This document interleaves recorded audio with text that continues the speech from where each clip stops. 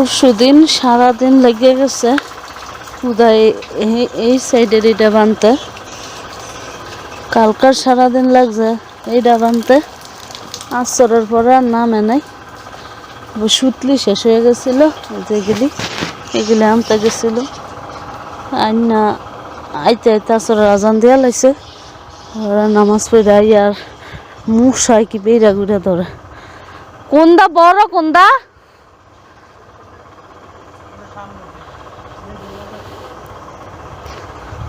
পানি দিয়ে ভিজাইছে না, ফ্যাক্টরি রয়েছে, ফাড়া দাউন যায় না। এম খালি ফাঁক খাই আর খালি খোসা খাই।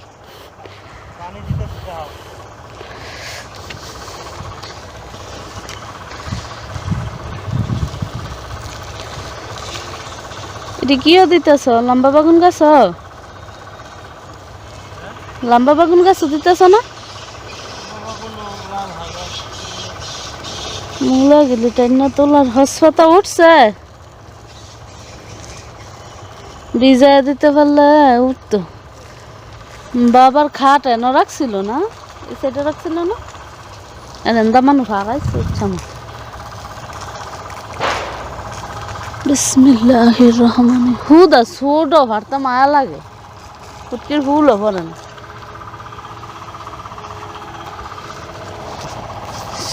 ময়া লাগে রে, ময়া লাগে। বিসমিল্লাহ, কত বড় হইব, কত পরিপক্ক হইব।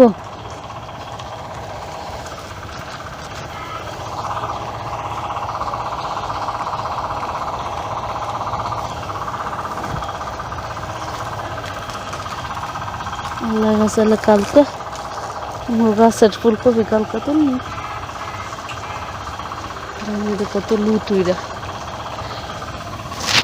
একটু বড় হয়েছে। টমেটো কি গুল হইল গো না স্যাপটা হইল? গুল হয়েছে না স্যাপটা হয়েছে? গুল হইব না?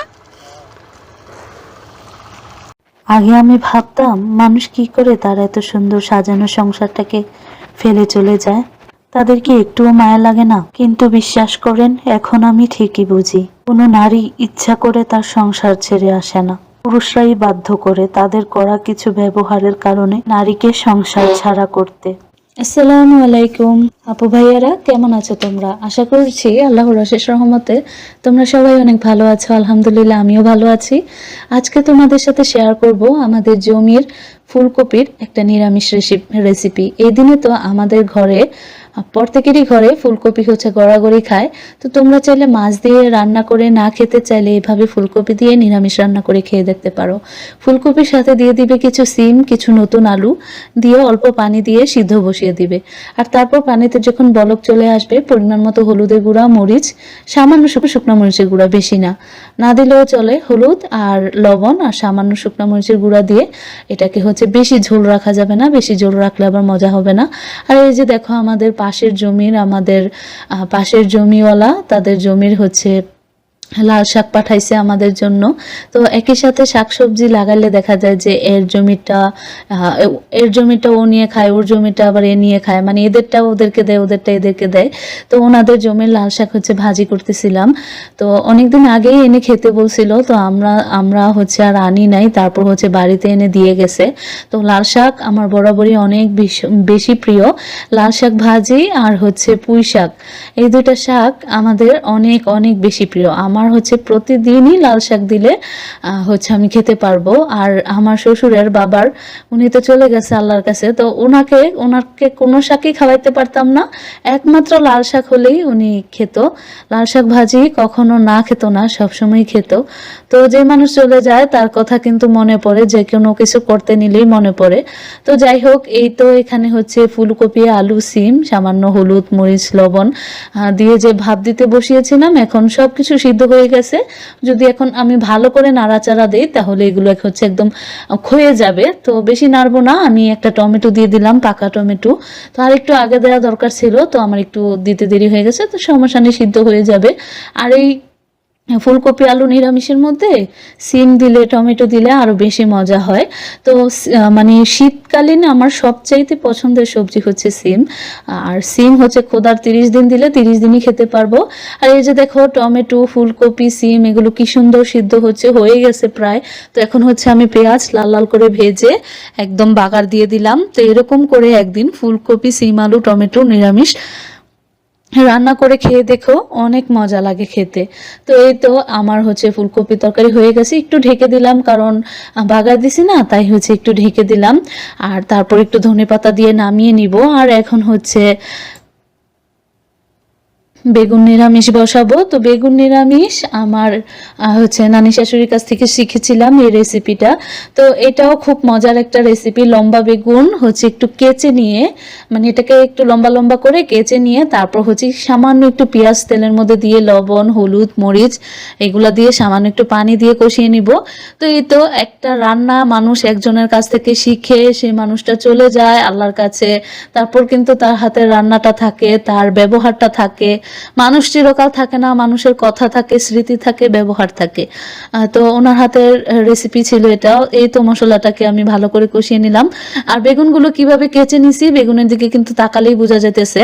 তো আজকে আপনাদের সাথে দুইটা সুন্দর রেসিপি শেয়ার করলাম, ফুলকপি আলু টমেটো নিরামিষ আর হচ্ছে বেগুন নিরামিষ। কখনো এরকম করে বেগুন নিরামিষ খেয়েছেন কিনা জানাবেন। তো আমি তো আমার নানি শাশুড়ির কাছ থেকে হাতেই প্রথম খেয়েছিলাম। আমাদের বাড়িতে এরকম ভাবে নিরামিষ করে না আর কি, অন্যরকম ভাবে করে, তবে এটাই বেশি মজা, আমাদের বাড়ি থেকেও এটা বেশি মজা। তো এই তো আমি হচ্ছে ধনেপাতা দিয়ে একটু ঢেকে দিলাম, তারপর 1 মিনিট মতো সিদ্ধ করে মানে নামিয়ে নিব। আর এই যে ডাটা তরকারি গতকালকের ছিল, রান্না করছিলাম শিং মাছ দিয়ে, তো সেটাকেও একটু জাল করে নিচ্ছি। আর এই যে দেখেন বেগুন যে দিছিলাম কষাচ্ছিলাম, তো দেখেন বেগুনের কষানোটা দেখতে কি পরিমাণ লোভনীয়, তাই না? তো বেগুন এরকম করে রান্না করে খেয়ে দেখতে পারেন। এটা হচ্ছে বেগুন বাহার, বেগুন কত কিছু আছে না, কত রেসিপি দেখি মাঝে মধ্যে আসে সামনে, তো ওইগুলোর চাইতেও বেশি মজা। তো আমরা তো সবসময় বেগুন ভাজা সবাই খেতে খুব পছন্দ করি। তো যাদের বাড়িতে হচ্ছে অনেক সময় গুল বেগুন থাকে না, লম্বা বেগুন অ্যাভেলেবেল থাকে, তো তখন হচ্ছে বা মাছ মাংস খেতে ইচ্ছে করছে না, তখন এরকম করে বেগুন নিরামিষ খেয়ে দেখবেন। তবে পেঁয়াজটা আর তেলটা একটু বেশি দিতে হবে। আর এই তো আমি হচ্ছে এখন বেগুনটাকে ভালো করে কষিয়ে নেওয়ার পর অনেকগুলো পেঁয়াজ কুচি আর এই যে আমাদের খেতে শিশু শিশু বাচ্চা বাচ্চা কয়েকটা কাঁচা টমেটো দিয়ে দিছি। তো বেগুন নিরামিষের সাথে টমেটোটা মানে দিলে আরো বেশি মজা লাগে খাইতে। তো এই তো বেগুন একদম সিদ্ধ হয়ে যাওয়ার পর কিন্তু আমি কাঁচা টমেটোটা দিছি। লম্বা বেগুন এমন একটা তরকারি, এটার মধ্যে সাথে সাথে যদি লম্বা বেগুনের সাথে যদি আপনি টক কোনো কিছু দিয়ে দেন তাহলে কিন্তু বেগুন সিদ্ধ হতে চাইবে না। এই জন্য বেগুন 80% সিদ্ধ হয়ে যাওয়ার পর আমি কাঁচা টমেটোগুলা দিছি। তো খাওয়ার আগে তো আর জানতাম না যে টমেটোর মধ্যে একটুও টক হয় নাই, কারণ এগুলো একদম কচি। তো খাওয়ার পরে না বুঝলাম যে একদম হালকা একটা সুন্দর ঘ্রাণ কাঁচা টমেটোর ছিল খাবারটার মধ্যে, তরকারির মধ্যে। কিন্তু ওই যে আসে না যে কাঁচা টমেটোর একটা টক ভাব, ওরকম হয়নি। কিন্তু এত মজা হয়েছিল ওই দিনকার শাক ভাজি, তারপর ফুলকপি নিরামিষ বেগুন নিরামিষ তিনোটাই অনেক মজা হয়েছিল। তো আপু ভাইয়ারা আমার আজকের ভিডিওটি এই পর্যন্তই। সবাই ভালো থাকবেন সুস্থ থাকবেন, দেখা হবে কথা হবে নতুন কোনো ব্লগে। আজকে আর ভিডিওটি বড় করছি না, এমনিতেই অনেক বড় হয়ে গিয়েছে।